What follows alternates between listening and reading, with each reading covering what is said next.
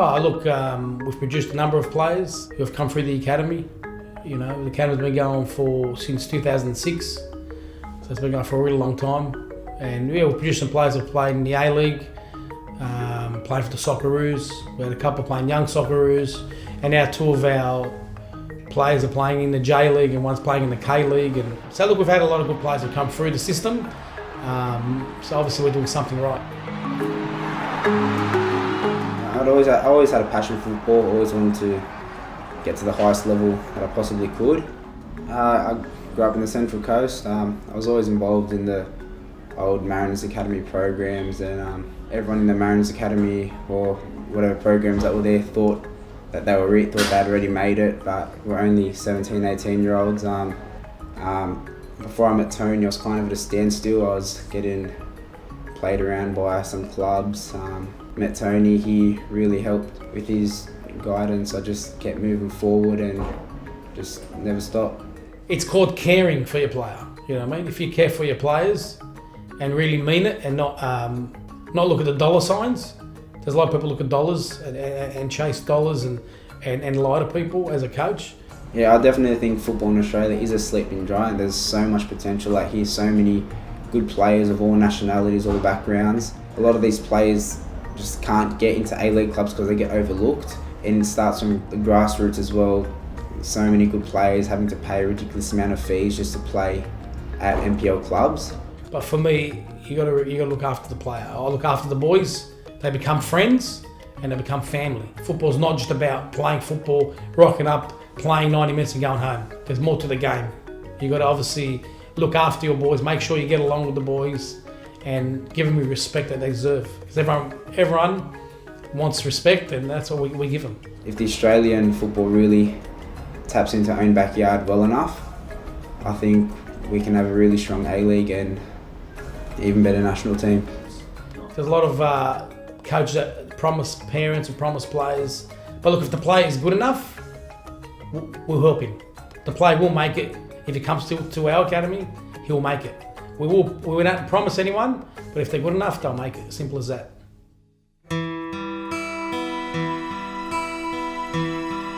Well, back in 2006, I started coaching a few kids just at the park, just as a favour, basically.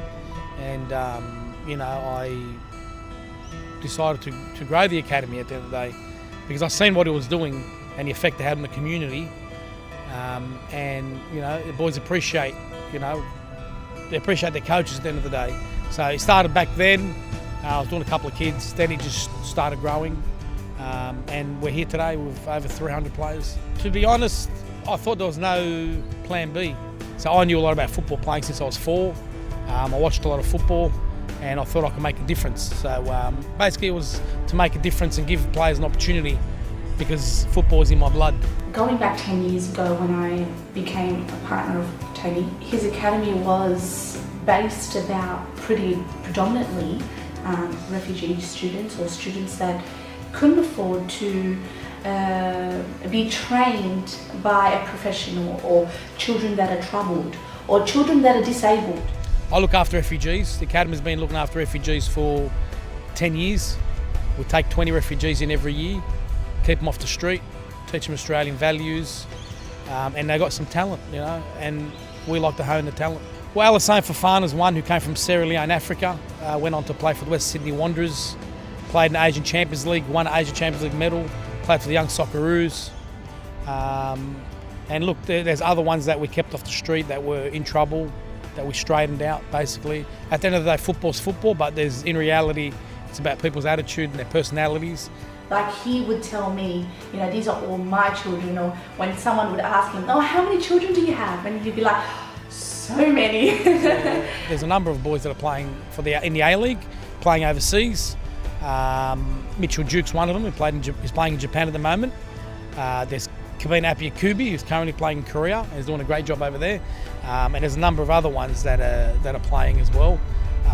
There's one in England now, currently in the Championship, who come through the academy, done a bit of training with us, who's doing big things. He'll play for the Socceroos soon.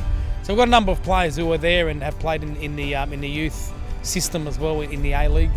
And there's a number of them coming through the ranks now as we speak. Look, you can go fishing And some people like catching small fish, but I go for the big fish. You know, I work with the biggest clubs in the world. And stats don't lie, and you can see, you know, you can see what we do. People don't know. I don't need to sit here and tell you what we do. But I work with some of the biggest clubs, work with some of the biggest people in the world. You know, I don't want to sit here and harp on what I do, but people know that. There's a lot of coaches out there that think they're too good for the world. They don't want to talk to the parents. They don't want to say hello to anybody. That's the wrong mentality. And it's the same thing for these guys. They come here, they got no family. It's a home away from home for them, basically, what I do with these players.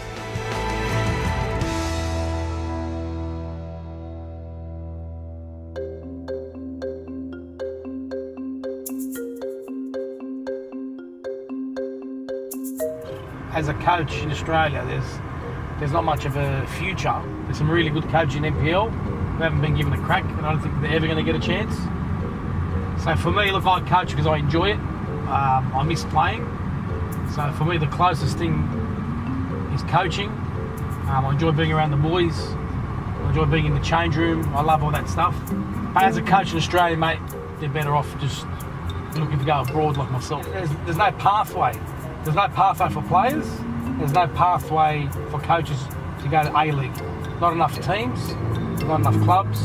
I go to Europe and work with all these big clubs to bring something back and teach the kids here in Australia, because we've got the good players here. And also, I'll go overseas just to open doors and create opportunity for these young players that we have in the academy, to give them a pathway as well with some of the biggest clubs. I've had a player that couldn't make it here and went overseas and made it. You know, so if you see the stories of the big players that made it, like Tim Cahill, Harry Kill, they all went overseas and they made a career for themselves. You know, and I think the best way is overseas. And as you can see with the Socceroos team, we've only got one or two players playing in England, playing in the top flight, and that's why we're struggling as a nation. We need more players overseas. So what I do is try and create that pathway to make our Socceroos stronger for the future. Look, I've been to Lebanon, mind you. I come from a Lebanese background. Lebanon's got Division 2 and 3. You know, if they can do it, so can we at the end of the day. But people just have to put their hand in their pocket and make it happen, because the rate we're going is we're not gaining any momentum. The governing body they know what's going on. They're not silly. Sort it out. They have to get this B League going, even get a C League going in a couple of years' time. But there's some really good clubs out there that want to go forward, but you need to be realistic and have a look at it and say, look, what are we doing? Where are we headed? If they're hitting a roadblock at the end of the day, they're not getting anywhere. And there's players in the NPL level that are very good. And you know what? All disrespect to some of the A-League players that play the game, there's players in the NPL level that are better, but they're just not going to get the chance. It's a recycling. A player gets sacked somewhere, he ends up finding another club. The coach gets sacked somewhere, he finds another club. Some of them have broken the record for the worst performances, and they got a job. Okay, we're going to open a facility for the academy. Hopefully in the next 6 months, we're going to have a facility where players can go there and train full time. The academy will go full time in the near future. We're going to obviously have a facility indoor for the players of artificial grass. We're going to have a gym. We're going to have obviously a theatre room for the players to do tactical work on the projector screen and whatnot. We're going to have saunas, spas, and all that professional stuff that the players need. We're going to have obviously we've got the best coaching staff in Australia at the moment at the academy. As it's documented that we have 3 UEFA Pro coaches at the academy from Spain. We don't have many UEFA Pro coaches coaching your kids, so we've got the best in the business. So once we get the facility, the academy is going to be just unstoppable.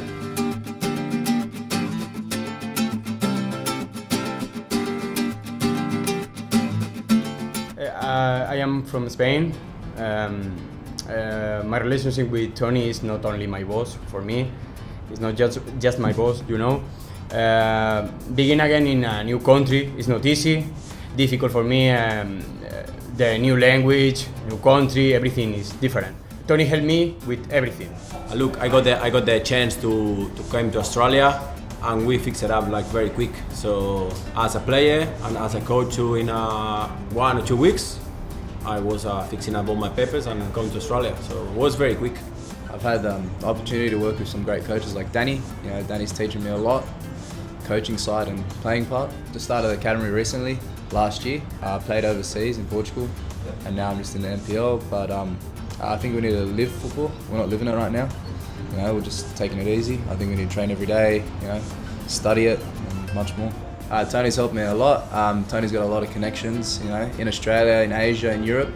It's actually amazing. It's reminded me of Portugal. You know, they bring the same coaching experience down here. So the kids should be very grateful they're here. Make me feel more comfortable here, more sure, and everything is alright. Now I am happy here in Australia and work in the academy. I met Tony, and from the first day we had this connection because he's not a simple boss. He treats us like family. I think the difference of this academy, of the other academies in Australia, here, Sydney or Parramatta, Radal Militison, is Tony knows very, very well Europeans' methodology. Go to Europe, contact with the clubs, with the very, very big top professionals in Europe. And for me, for the Spanish or Italian coaches, it's easy. Work here is the same, like Spain. The soccer here is different for me. A lot of long balls and no control. A lot of in other academies I speak, no control a lot of the ball. And here in Australasia Soccer Academy, we work in the control of the ball and possession. And for me, it's the same, like in Spain. And we as a staff, we got the same dream. Their success is our success. Before than arrive here, a lot of people in Europe tell me Australian level is not very good, but I look many matches here now, and it's not bad level. It's good level, good professionals, but the problem is different. I think in 10 years, the level is similar than Europe, and in academies and in many clubs is the same. The methodology I speak.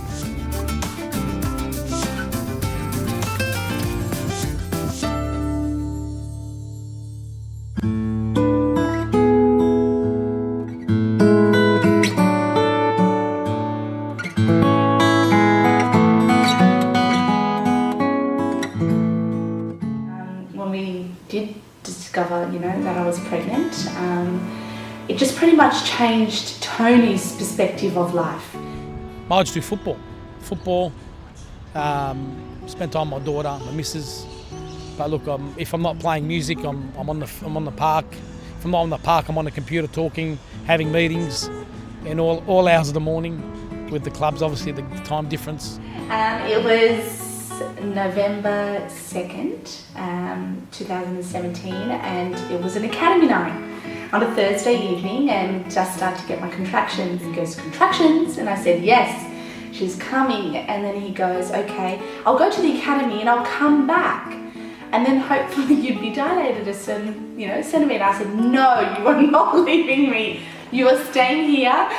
Organise the coaching staff and administration to take part and do their jobs, and we've got to go to the hospital. So it changed our lives, but his life continued, or needed to continue. So his being the director of the academy needed to continue afterwards. Being the coach of the team, he was pretty much 10 days or 2 weeks, 10 to 14 days later, he was on a flight. Originally, I'm from Nigeria, born in Lagos. It was really, really hard. But finally, we made it to Australia, which is one of the biggest dreams we've always dreamed to come to Australia, to have a go with soccer. So, I was asking people around, where can I play soccer? And I got a mate, I'm like, oh, I know this guy in Sydney. His name is Tony Basha, if you want to go down to Sydney. Christian came from Nigeria. He had no family, so when someone comes, and you got to look at it both ways. I travel the world too. I travel to Spain, I travel to Portugal, I travel to Holland, Germany, I travel everywhere. So when I go there, I want people to look after me as well. So for me, I'm accommodating. Bring them in, you treat them like family, look after them, and make them feel like home. So I contacted Tony on the phone, and I called him. He was like, "Oh, you better come down. We'll have a look and we'll have a chat." So I came down that night. It was really, really cold, and I couldn't train properly because of the cold. First time in Australia, Then he called me like, don't worry, I'll bring you a jacket, and he got me a jacket to train that night. It was really fun. We had a fun night. We trained. I went back home. He messaged me, "You still have to come down, have a look at it." To be honest with you, I didn't have money then. I didn't know how to tell him. So I was like, okay, I went home. So I just went home, man. He dropped me at the train station, so I went home. Then he messaged me, "Oh, hope you go home safe." I said, yeah, go home. And he said to me, I said to him, "Bro, I don't think I can make it because I don't have money to come to catch a train or eat." He was like, "Damn, you didn't tell me." I said, "Okay, cool." So he said, "Okay, don't worry, I'll come to your house straight away." So he came straight away to my house and gave me $50. And then $50 looked like a big money, bro. You don't understand. It's funny, but it was something I would never forget. A few weeks later, he told me he can help me get a job. And that's how I started getting a job of working in the hospital. So he took me to the interview. He waited for me I had that interview. The next day they told me I got the job. And I got home, I told him, "Bro, I got the job." It was like, "Yeah, fine, you can start a life, you can still work and play." So that's how I started, He's always been there for me, and he's like a savior to me. Everyone that comes from overseas does not come here happy. Okay, it's hard for them to come in and start a new life, basically. But when I can help these guys be happy and look after them, then that's what I do it for. That's why I'm in the game. It's like a mentor to us Africans. You understand? He's always been there for the Africans. I don't know about community else. I don't know anybody. But apart from the African ones, I know a lot of people knows him due to what he does, for us. And we really appreciate him, for doing that. It's not easy.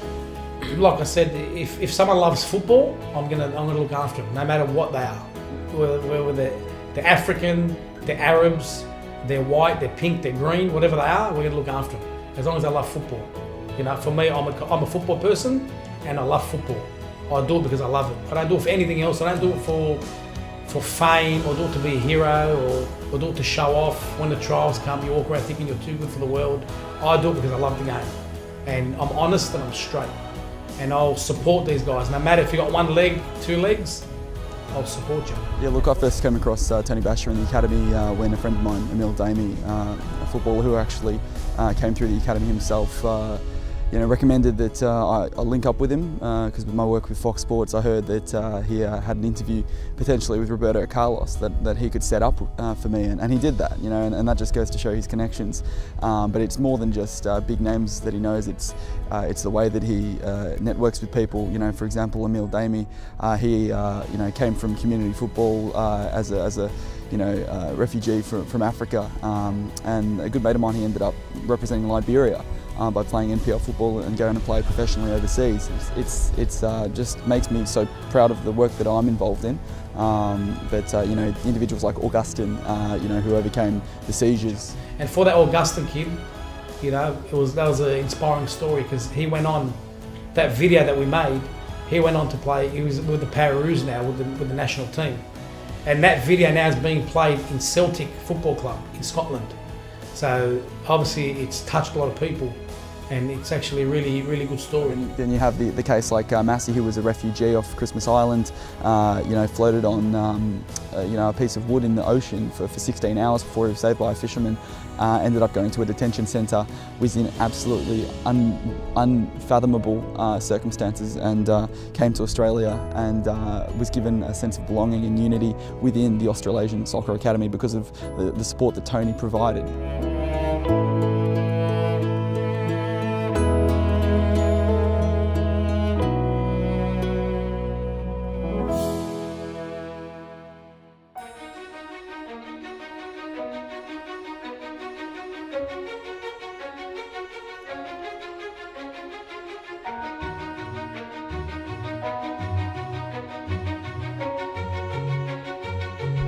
Oh, it was difficult because I remember first night when I got my